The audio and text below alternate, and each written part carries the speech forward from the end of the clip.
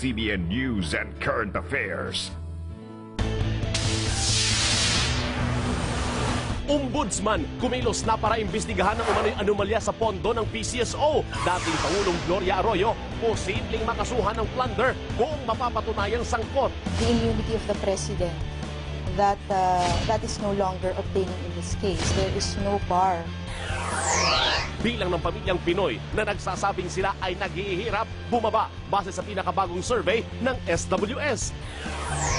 Libo-libong taga Davao City nagrally para ipakita ang suporta kay Mayor Sara Duterte. Bagong-bagong balita, pagdi-dirty finger ng mga kilalang personalidad may masamang epekto sa publiko ayon sa eksperto. Isa pang bagong balita, bilang ng mga namatay dahil sa matinding baha sa Cotabato, 5 na. Libo-libong pamilya nasa evacuation centers pa rin. 800 Pinoy teacher sa Maryland, USA, pinangangambahang mawalan ng trabaho. Bagong feature ng Facebook na video chat, posibleng magamit sa kalaswaan ayon sa mga eksperto. I'm Lily.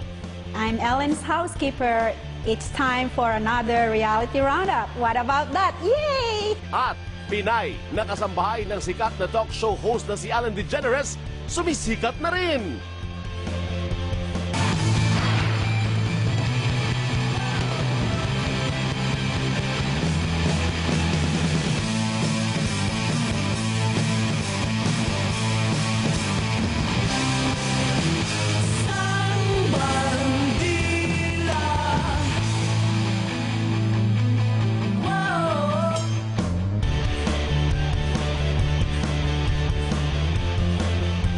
Sa mga balitang buwabandila, kumilos na ang ombudsman at sinimulan na ang pag-iimbestiga sa mga dating opisyal ng PCSO maging kay dating Pangulo